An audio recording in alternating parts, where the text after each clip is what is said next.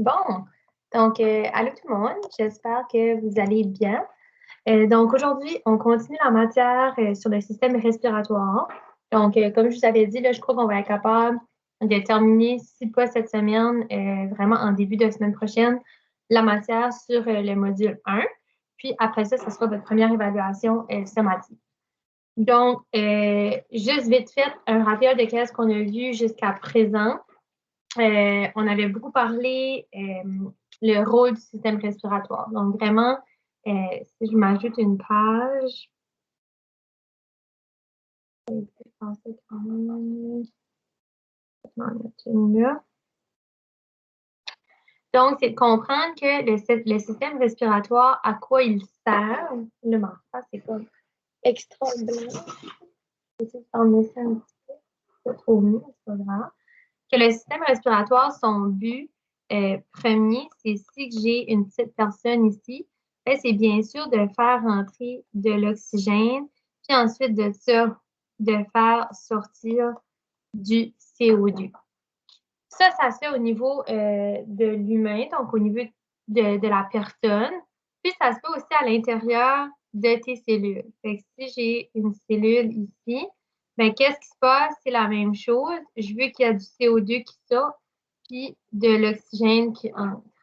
Fait que le but vraiment de la respiration, ben, on le sait, il y a l'inspiration puis l'expiration. Donc, inspiration qui se fait par le nez, donc par les narines. Puis ensuite de ça, l'expiration qui devrait se faire habituellement par la bouche pour être capable de ressortir le CO2, mais souvent on va faire l'inspiration puis l'expiration, on peut le faire par le nez ou par la bouche. C'est pas vraiment dicté de quelle façon qu'on doit le faire. Donc ça, c'est le principal but. Donc, c'est de gagner de l'oxygène puis de perdre du CO2.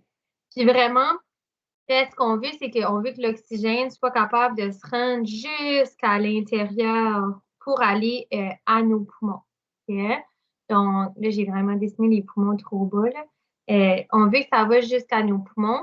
Puis après ça, ben, on le sait. Si je descends des poumons, je vais aux bronches. Ou des bronches, j'ai les bronchioles. Puis le dernier, puis non le moindre, on a les alvéoles qu'on va parler un petit peu plus en détail aujourd'hui.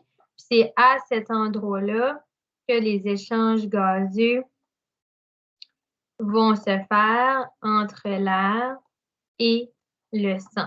Donc, c'est un peu ça qu'on va aller parler d'eux aujourd'hui en parlant des alvéoles. Aussi, d'autres choses qu'on avait vues, là, question d'aller un petit peu plus rapidement pour faire une petite révision. On a aussi beaucoup parlé des cornets.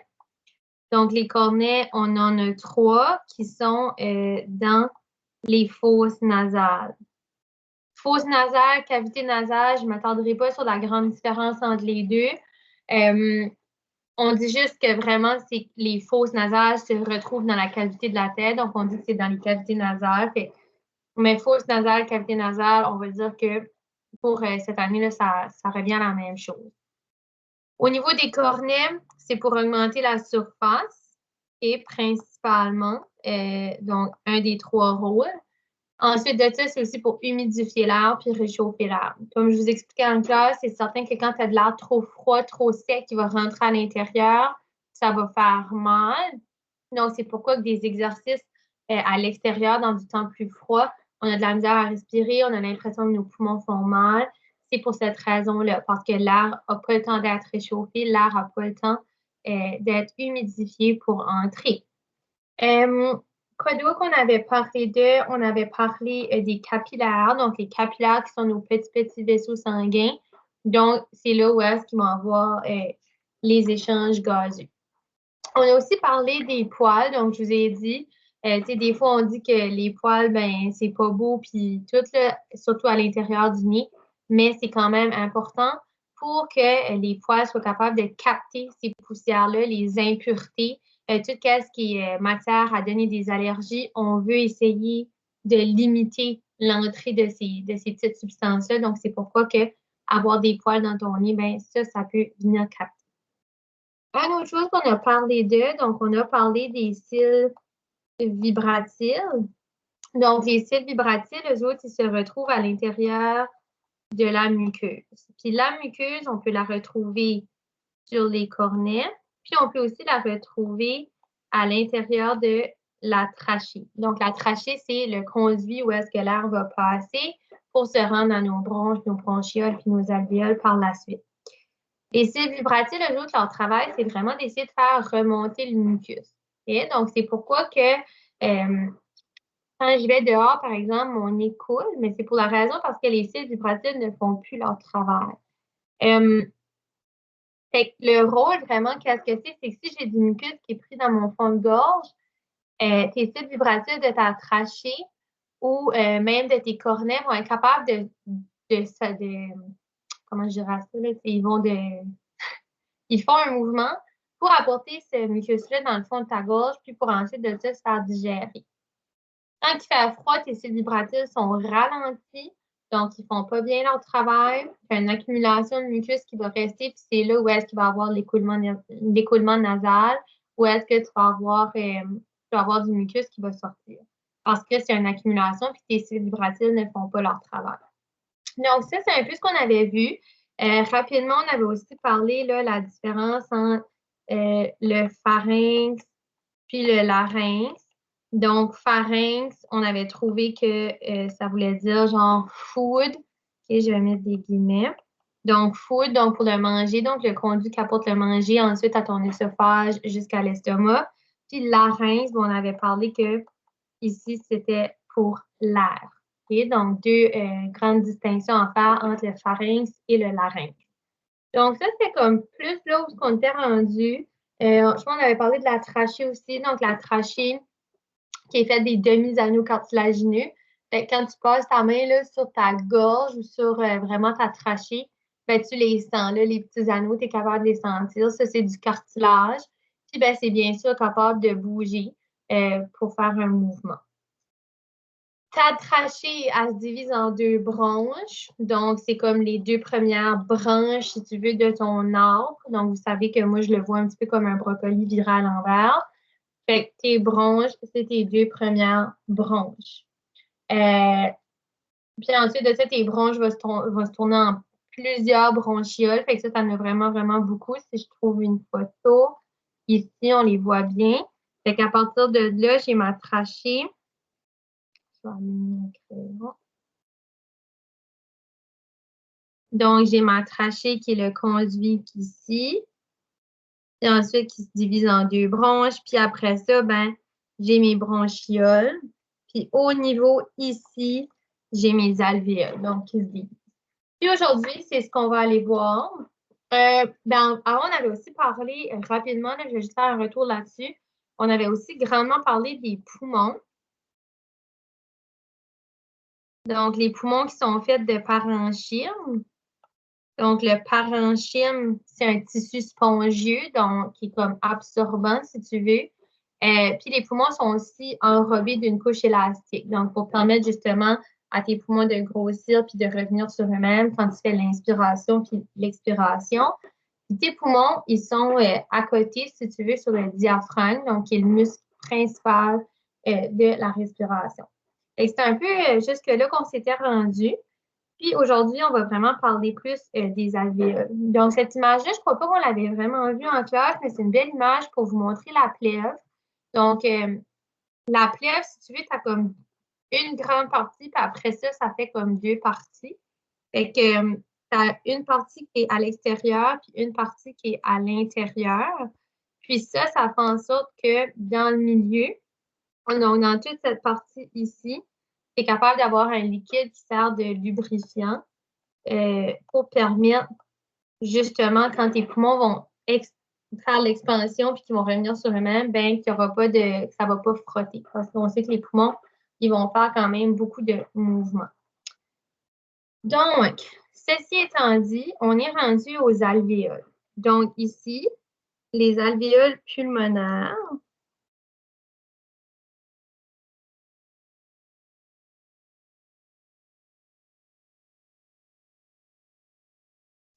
On dit que ce sont des sacs microscopiques, donc extra petits, remplis d'air dans les poumons. Les alvéoles pulmonaires, c'est vraiment le plus petit. Je vais mettre plus petite.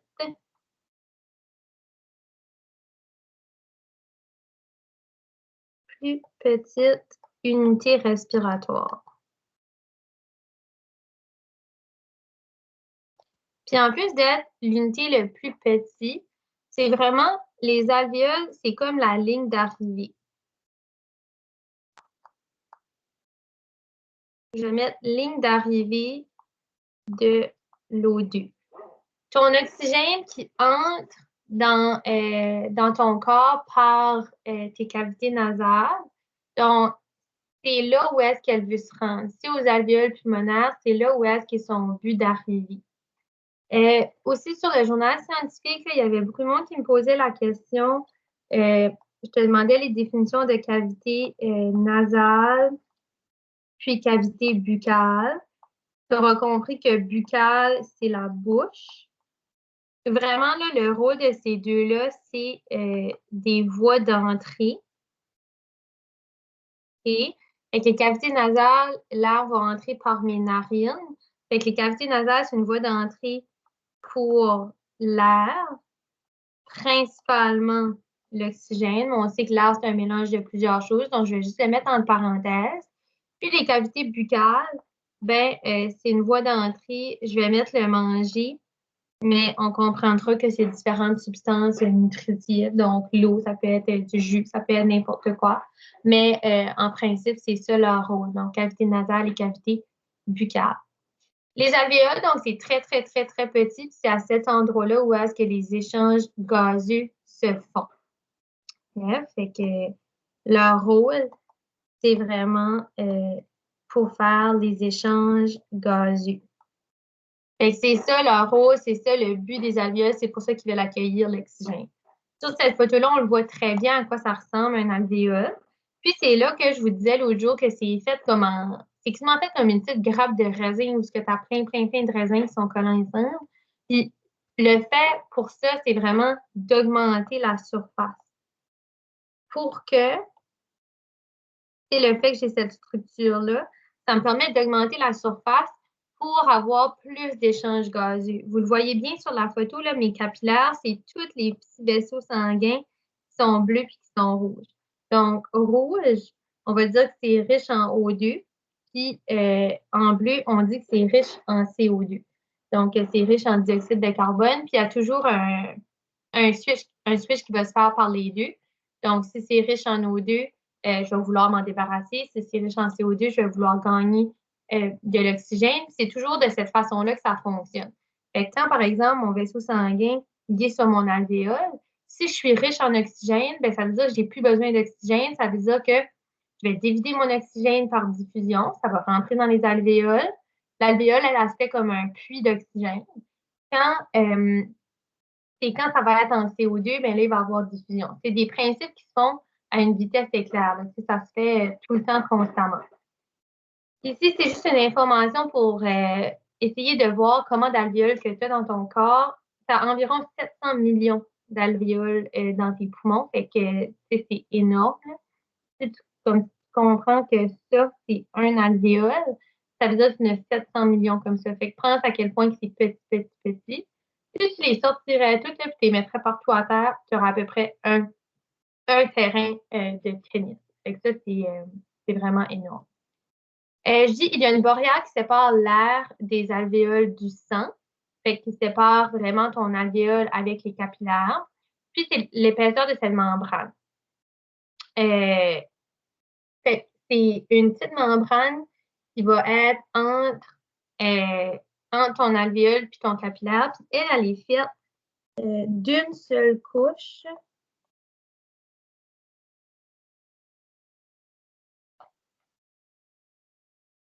de cellules.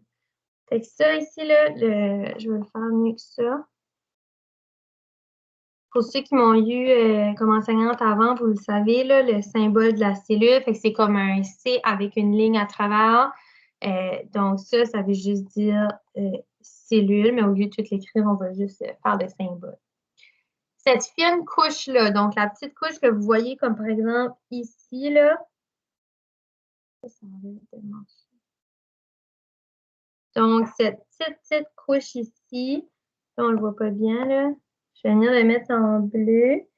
Fait que tout ce qui est la membrane ici, c'est ça qui est fait une seule couche de cellules. C'est vraiment plus mince qu'une feuille de papier. Donc, c'est extrêmement mince. Et le fait que c'est mince, ben, c'est ça qui favorise les échanges entre l'air et le sang par diffusion. On va le voir juste après, le principe de diffusion. Donc, c'est un principe qui est important dans le monde de la biologie, puis encore plus dans les échanges gazeux.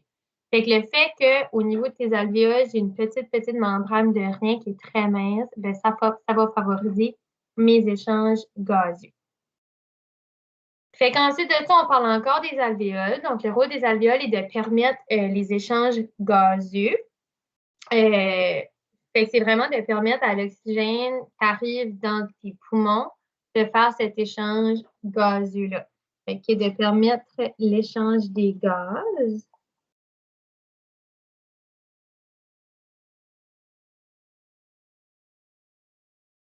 Des gaz. Donc, oxygène et dioxyde de carbone entre l'air et le sang.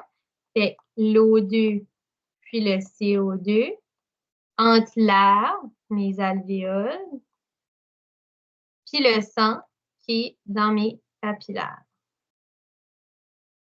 Et c'est ça le but des alvéoles, c'est ça qui est son rôle, c'est de faire ces échanges gazeux-là.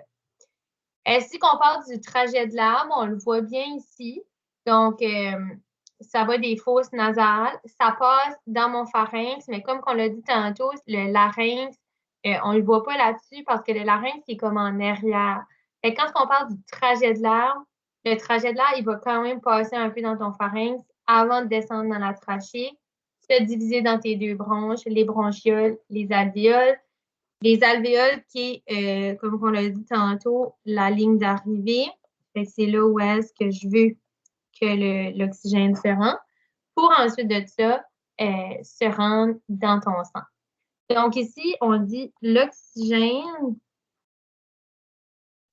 Donc l'O2 qui arrive dans tes poumons, c'est-à-dire qui va jusqu'aux alvéoles pulmonaires, c'est destiné à aller dans tout ton corps. C'est ça qu'on se disait l'autre jour. Fait que si j'ai mon être humain, lui, son but, c'est d'avoir de l'oxygène sortir du CO2 pour que ton oxygène, quand elle va rentrer, elle va aller à tes poumons. Une fois à tes poumons, elle va être dirigée partout dans ton corps pour aller faire des échanges gazeux au niveau de tes capillaires. Le CO2 qui va ressortir va faire la même chose, mais de l'inverse, donc du côté inverse. Fait que ça, c'est vraiment ça le but. Fait que l'oxygène qui rentre par tes cavités nasales, prend tes poumons, va à tes alvéoles, rentre à tes alvéoles, je fais un échange avec mon sang, puis le sang va apporter l'oxygène là aux bonnes cellules qui en ont besoin. Fait que rappelle-toi que mes cellules, une bonne ensemble de cellules, ça fait des tissus. Des tissus, ça fait des organes. Des organes, ça fait des systèmes. Puis les systèmes ensemble, ça fait un humain. Ça veut dire que si mes cellules n'ont pas d'oxygène, puis on le sait, ta cellule, son but à elle aussi, c'est de recevoir de l'O2 puis sortir du CO2 par la respiration cellulaire. Si ça n'arrive pas, ça veut dire que mes cellules commencent tranquillement à mourir. Si mes cellules commencent à mourir, mes tissus vont mourir. Si mes tissus meurent, mes organes ne fonctionnent pas. Si mes organes ne fonctionnent pas, par exemple, si mon pancréas ne fonctionne pas, ou que mon estomac ne fonctionne pas, ça veut dire que mon système digestif, dans ce cas-ci, ne fonctionne pas. Ça veut dire qu'à ce moment-là, si mon système digestif ne fonctionne pas, ça veut dire qu'il y a un problème à l'intérieur. Ça veut dire que je risque, moi, en tant qu'être humain, de ne pas pouvoir fonctionner non plus. Fait que l'oxygène qui arrive, c'est vraiment pour aller partout dans ton corps. Le sang assure le transport de l'oxygène aux cellules de ton corps. Puis comment tu fais ça, le sang? Dans le sang, il y a une protéine qu'on appelle l'hémoglobine. Donc, qui va venir s'attacher aux molécules d'oxygène, puis pouvoir venir vraiment le transporter partout. Je vais écrire ici vidéo pour moi puis pour toi, juste parce qu'après le cours d'aujourd'hui, si je ne t'ai pas envoyé de vidéo sur le transport du sang, le transport de l'oxygène, excuse-moi, à travers du sang, s'il vous plaît, fais-moi un rappel.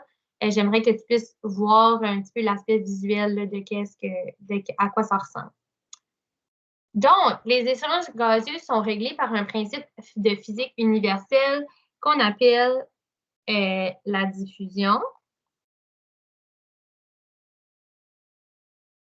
Puis je l'ai écrit en majuscule parce que le principe de diffusion, c'est quand même assez important au niveau de la science. On dit que c'est un principe de physique parce que ça fait partie du mouvement, mais c'est un principe qui est partout, partout, partout. Je te donne un exemple de la diffusion. Bien, ici, on en parle. Donc, c'est le passage des molécules d'un milieu plus concentré vers un milieu moins concentré. Fait que les molécules qui sont à quelque part où est-ce que j'en ai beaucoup, beaucoup, beaucoup, donc la concentration est élevée, vont avoir tendance à aller d'un milieu de plus vers un milieu qui est moins concentré, jusqu'à l'obtention de l'équilibre dynamique. Donc, c'est ça qu'ils vont faire. Puis l'équilibre dynamique, c'est vraiment quand c'est égal partout. Et donc, je ne verrais aucune différence.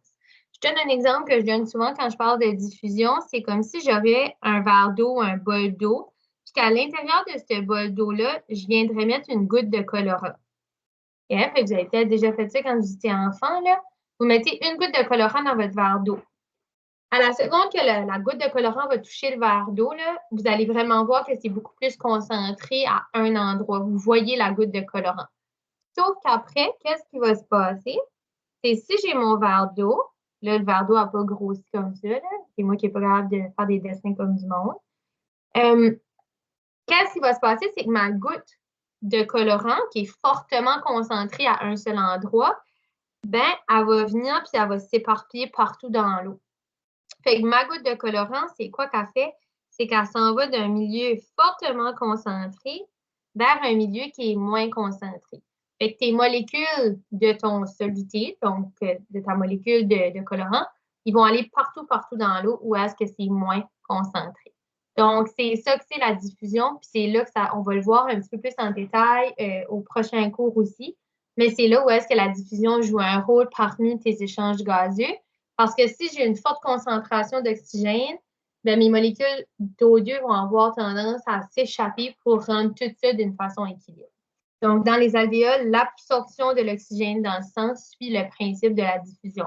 Donc, si je suis faible en oxygène, comme capillaire par exemple, ben, je vais pouvoir en gagner parce que ça va suivre le principe de diffusion. Fait que ça, on va en parler un petit peu plus la semaine prochaine. Ben, pas la semaine prochaine, je suis tout mêlée dans mes journées. On va en parler plus demain. Ce tableau-là, on va en parler en classe. Là, je ne le ferai pas tout de suite parce que là, ça fait déjà 25 minutes que je vous parle. Donc, je vous laisse là-dessus. On se parle demain. Bye.